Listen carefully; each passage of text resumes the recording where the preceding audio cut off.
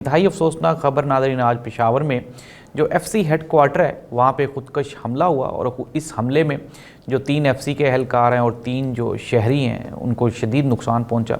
और इस तरह के जो वाक़यात हैं वो पाकिस्तान की स्टेट को, सल्तनत को और पाकिस्तान की रियासत को कमज़ोर करने के लिए किए जा रहे हैं। सुहेल अफरीदी ने एक मरतबा दोबारा फिर दानिशमंदी का मुजाहरा करते हुए, अभी हमारा केपी के एक जो रिप्रेजेंटेटिव उनके साथ रब्ता हुआ तो उनसे मैंने पूछा कि यार आपकी तो इस्टेब्लिशमेंट के साथ बनती नहीं। उसने कहा सर ये गलत फहमी है हमारे बारे में।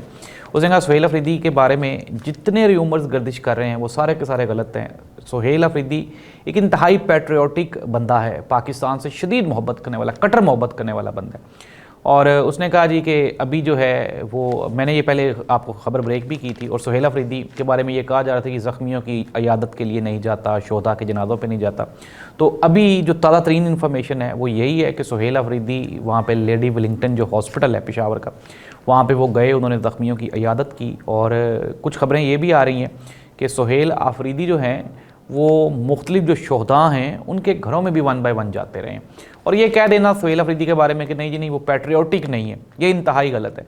सुहेल अफरीदी से जब सहाफ़ियों की मुलाकात हुई तो वहाँ पे एक सहाफ़ी ने सवाल पूछा जी कि क्या केपी के कोई अलहदा हो रहा है पाकिस्तान से। उसने कहा इंतहाई घटिया सवाल है ये, और इस तरह के घटिया सवालात तभी जन्म लेते हैं जब हालात इतने मुश्किल कर दिए जाए।